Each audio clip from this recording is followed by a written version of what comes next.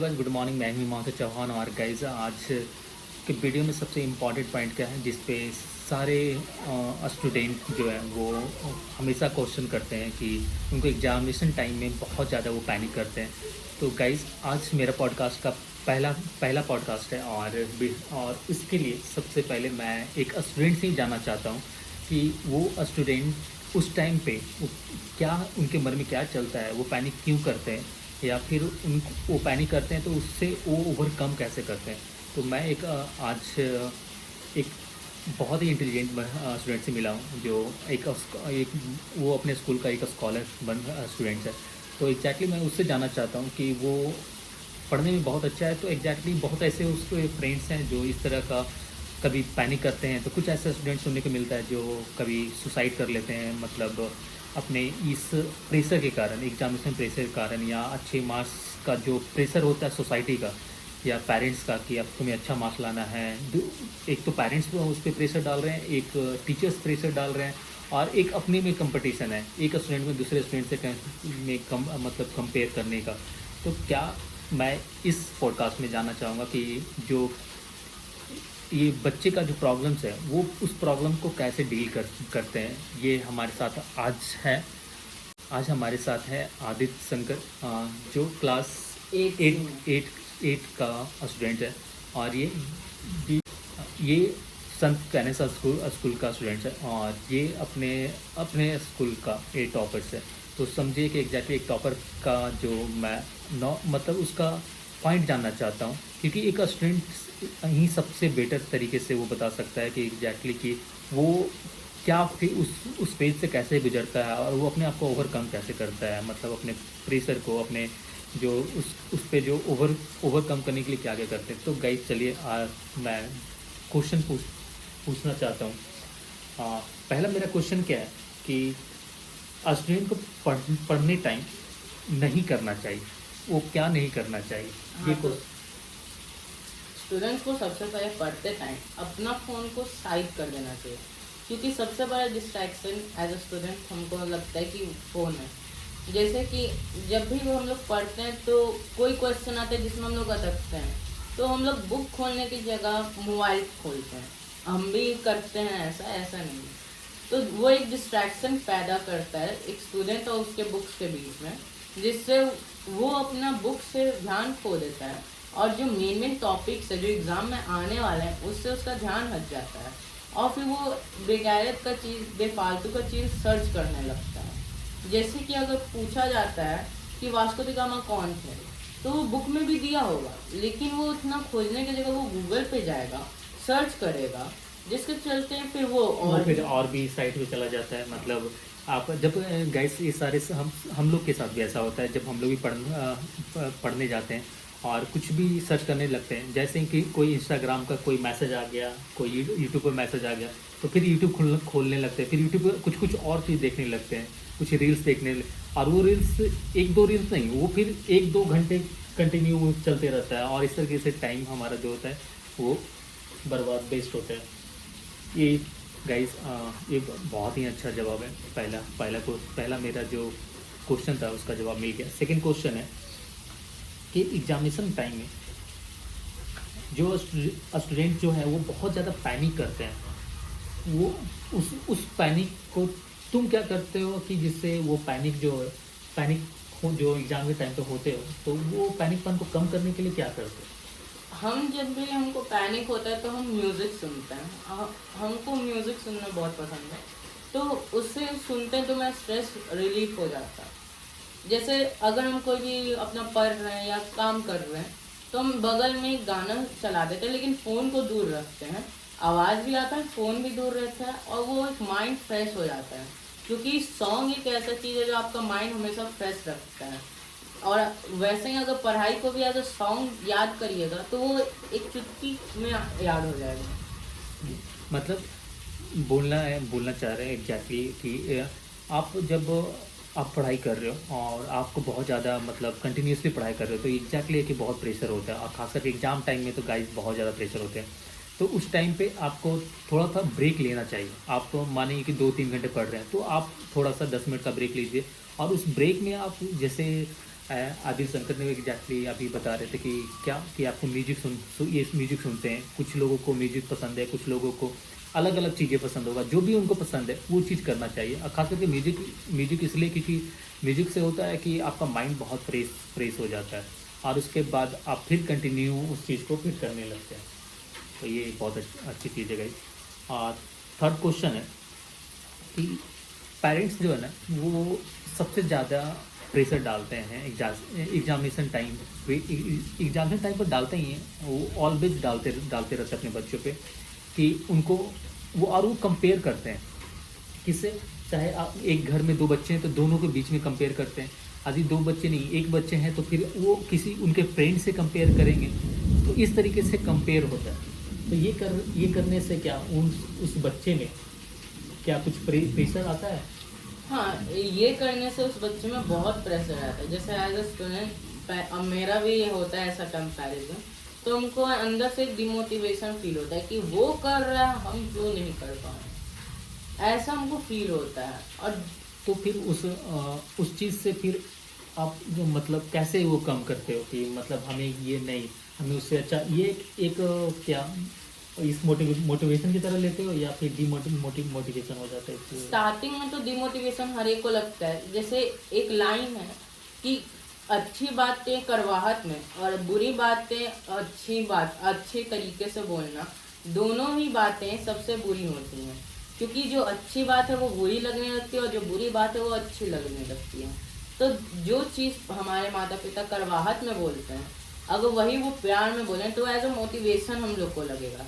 जैसे कि अगर किसी बच्चे के पेरेंट्स बोल रहे हैं कि तुम एक नंबर के लूजर हो, तो वो एज अ डिमोटिवेशन करता है। और वही पेरेंट्स बोले कि तुम और अच्छा कर सकते हो। हाँ एग्जैक्टली गाइज, ये बहुत इंपॉर्टेंट पॉइंट है कि वो डिपेंड करता है पेरेंट्स पे।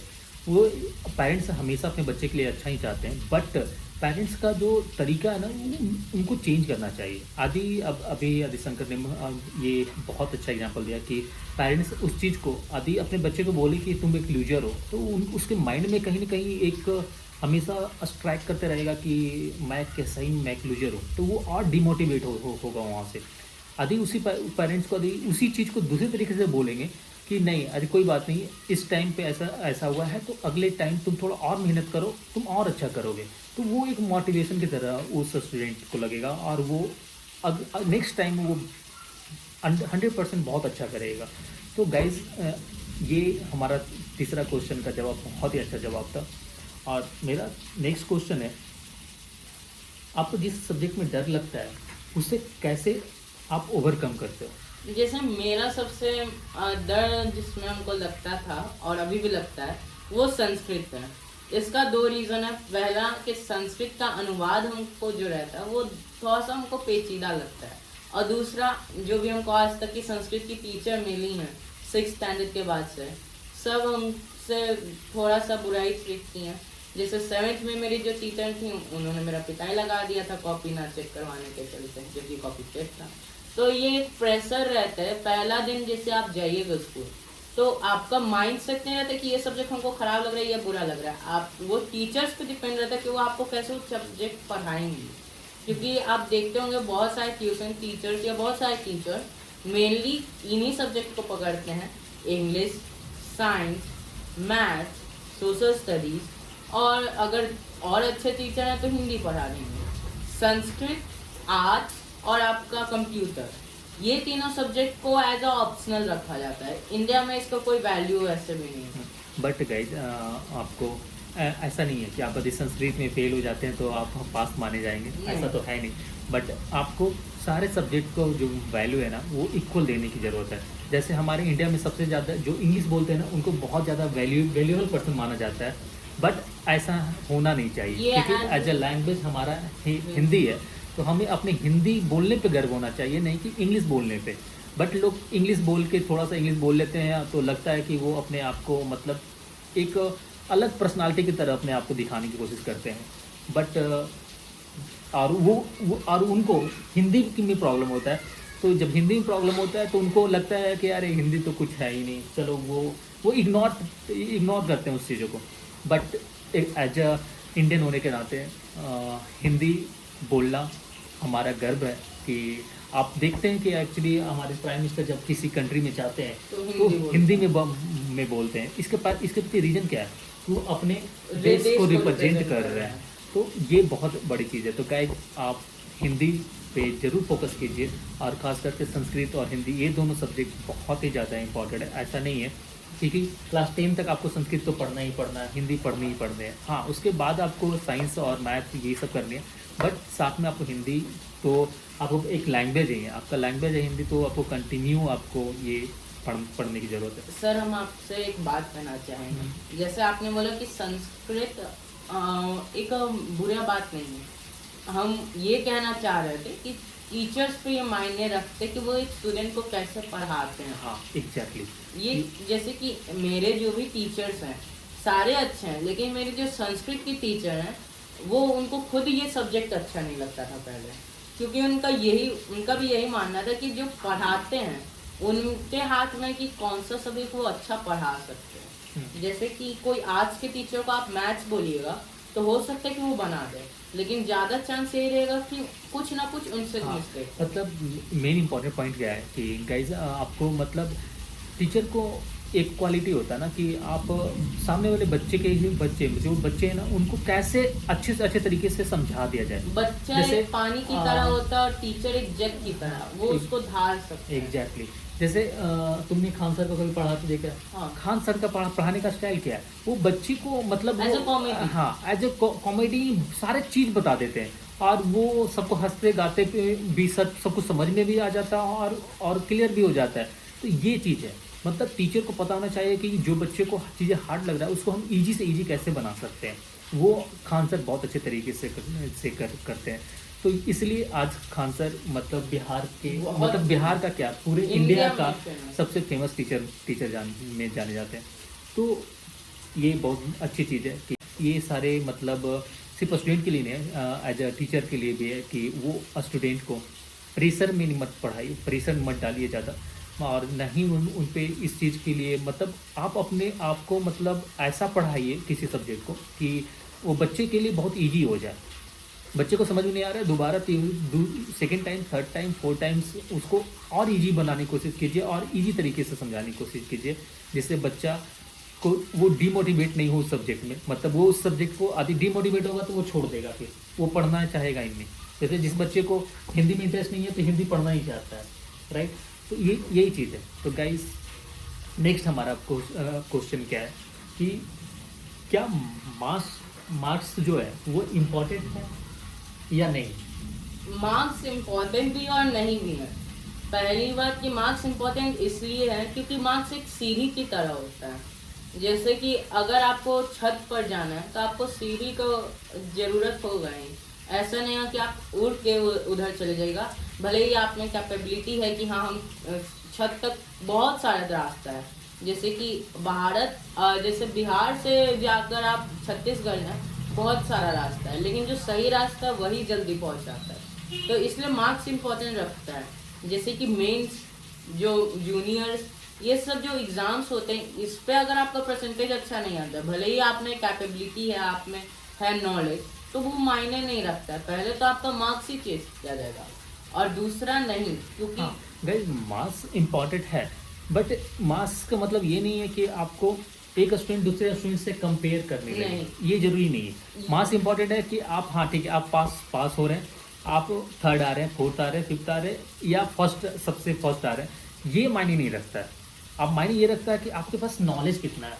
आप यदि आपके पास नॉलेज ज़्यादा, आप अच्छी तरीके से पढ़े हो, कोई ऐसा बच्चा है जो बहुत अच्छे तरीके से रट के और वो मार्क्स ले आता है, ठीक है, बट वो उसको समझ नहीं है चीज़ों का। कोई ऐसा बच्चा है जो थर्ड या फोर्थ ला रहा है, बट उसको चीज़ों का समझ है, मतलब उस सब्जेक्ट पे वो महारत हासिल कर चुका है। मतलब उसे मैथ का कहीं से क्वेश्चन पूछ दिया जाए तो वो प्रत्येक क्वेश्चन को सॉल्व कर सकता है। तो ये इम्पॉर्टेंट है। जैसे कि हर एक टॉपर हर सब्जेक्ट में बस अच्छा होता है, लेकिन वहीं पे एक जो जीनियस होता है, जो हम लोग कहते हैं एज अ टर्म यूज़ करते हैं, वो उस व्यक्ति के लिए यूज होता है जो उस सब्जेक्ट को समझ चुका हो, पढ़ा ना हो वो समझा हो, तो वो जीनियस कहलाता है। जैसे मेरा एक फ्रेंड है, उसका हम नाम नहीं लेंगे, लेकिन वो पढ़ने में तो अच्छा नहीं है जहाँ तक हम जानते हैं। उसको दिन दुनिया से कोई मतलब नहीं है। उसको ये है कि उसका फैमिली रिच है तो वो कुछ भी कर सकता है। तो ये एक बहुत बुरी बात है, क्योंकि जैसे नीट 2024 का जो आया रिजल्ट, 720 में से 720 बहुत सारा बच्चा लिया। ऑल इंडिया रैंक 1 इतना बच्चा आज तक नहीं हुआ। तो वही होता है कि रिच पर्सन को कोई सीढ़ी नहीं चढ़नी पड़ती, वो पैसे फेंकते हैं, वो सीढ़ी बन जाती है। लेकिन एज ए मिडिल क्लास हम बोल रहे हैं, क्योंकि अगर मिडिल क्लास में आप 90% लाते हैं तो माइनॉरिटीज के लिए 45 भी काफी है, वो आपको पछाड़ सकते हैं। अब तो ये बहुत इम्पोर्टेंट है। एक मिनट के लिए मैं थोड़ा ये चीज़ बताना चाह रहा हूँ कि सही में एक्चुअली जो नीट एग्जाम इसका जो रिजल्ट आया है, वहाँ पे जो भी बच्चे, जो पढ़ने वाले बच्चे हैं, जो मतलब अपने पूरे मेहनत करके जो मार्क्स लाए थे, और जो बच्चे पैसे के दम पे पूरे जो ये क्वेश्चंस को खरीद लिए या सीट खरीद लिए या 720 में 720 ले आए, ये पॉसिबल था ही नहीं। और सबसे बड़ी चीज़ की इस तरह का नीट एग्जामिनेशन में धांधली होना एक स्टूडेंट का मनोबल होता है ना, उसको गिरा देता है गाइस। और ये मतलब एक एज अ स्टूडेंट होने के नाते, मतलब मैं भी एक अभी स्टूडेंट हूँ और मैं भी किसी न किसी चीज़ का तैयारी कर रहा हूँ। तो मेरे को भी पता है कि जब एग्जामिनेशन की आप 1 ईयर 2 ईयर से आप तैयारी कर रहे हो और एग्ज़ाम देने के बाद जब एग्जामिनेशन कैंसिल होता है तो उस बच्चे पे क्या फ़र्क, कि उस बच्चे के माइंड पे क्या इफेक्ट पड़ता है, आप वो बच्चा से ज़्यादा कोई नहीं जान सकता है। सबसे ज़्यादा ड्रॉप जो लेते हैं उनके लिए वो पेनफुल होता है, क्योंकि आप एक बार ड्रॉप ले चुके हैं, यानी आप अपने 1 साल रिस्क डाल रहे हैं। तो आसपास के पड़ोस के लोग बोलने लगते हैं कि अरे इसके बेटे का पहली बार में हो गया था, पढ़ाई करेगा तो दिखेगा ही, सबको पता चलेगा। तो ये एक तरह का डिमोटिवेशन हो जाता है कि आप एग्ज़ाम के लिए तैयारी किए लेकिन एग्ज़ाम ही हुआ, लेकिन दोस्त आप पे आ रहा है। जैसे कि खाना पकाए मम्मी, खाए हम लोग, लेकिन दोस्त गया दादी जी का। तो ये एक तरह का होता है कि एक हो जाता है, सुसाइडल आ जाता है थॉट कि अब जीने का फायदा नहीं है। ये तो नीट एग्जामिनेशन में ऐसे बहुत सारे केसेस सुनने को मिला कि जिसमें बहुत सारे मतलब ऐसे गर्ल्स थी जो थी जिनका अच्छा मार्क्स आ रहा था, लेकिन ये परसेंटाइज ये समथिंग किस बेसिस पे उसको क्या कर दिया गया, बहुत ही नीचे कर दिया गया, जिससे उनको मार्क्स नीचे आ जाने के कारण उनको किसी भी अच्छे कॉलेज में एडमिशन नहीं हो पाता और लास्टली वो क्या कर ली, सुसाइड कर ली। तो ऐसे केसेस को जब वो सुनते हैं ना तो बहुत ही ख़राब लगता है गाइस। एज ए स्टूडेंट होने के नाते मैंने जो भी क्वेश्चन पूछा गाइस, आपको अच्छा लगा होगा। थैंक्स टू आदित्य शंकर कि एग्जैक्टली एक स्टूडेंट का जो बात होता है ना, वो स्टूडेंट ही क्लियर कर सकता है कि उसे क्या क्या प्रॉब्लम होता है और उस प्रॉब्लम से कैसे वो डील करता है। एज ए स्टूडेंट हमको भी कुछ क्वेश्चंस रहते हैं टीचर्स के लिए, तो अगर आपको वो सब भी जानना है तो कम से कम 5000 लाइक्स कर दीजिए, तो उसका नेक्स्ट पार्ट हम लोग जल्दी से लाएंगे। एग्जैक्टली गाइस, तो इस वीडियो को अच्छा लगा होगा तो आप लाइक और सब्सक्राइब जरूर करके जाइएगा। और मेरा एक तरह का रिक्वेस्ट है, हाँ, एक रिक्वेस्ट है ताकि टीचर्स का भी हम लोग थॉट जान सके, एज ए स्टूडेंट के लिए उनका क्या क्या थॉट रहता है। एग्जैक्टली। तो गाइस वीडियो अच्छी लगी तो लाइक कीजिएगा, चैनल को सब्सक्राइब करके जरूर जाइएगा। बाय बाय, टेक मेरा भी केयर। चैनल को सब्सक्राइब। मिलते हैं नेक्स्ट वीडियो में। आदित्य का भी एक चैनल है जिसका नाम क्या है? आदित्य एनिमेशंस करके, जिसमें आप ये ड्राइंग और कुछ ड्राइंग और एनिमेशन से रिलेटेड है। तो वो चैनल का मैं लिंक और डिस्क्रिप्शन में मैं दे दूंगा। तो गाइस आपको यदि किसी बच्चे को थोड़ा एनिमेशन से यदि लगाव हो या फिर ड्राइंग से, तो वो जाके एग्जैक्टली चैनल को सब्सक्राइब कर लीजिएगा। और आज है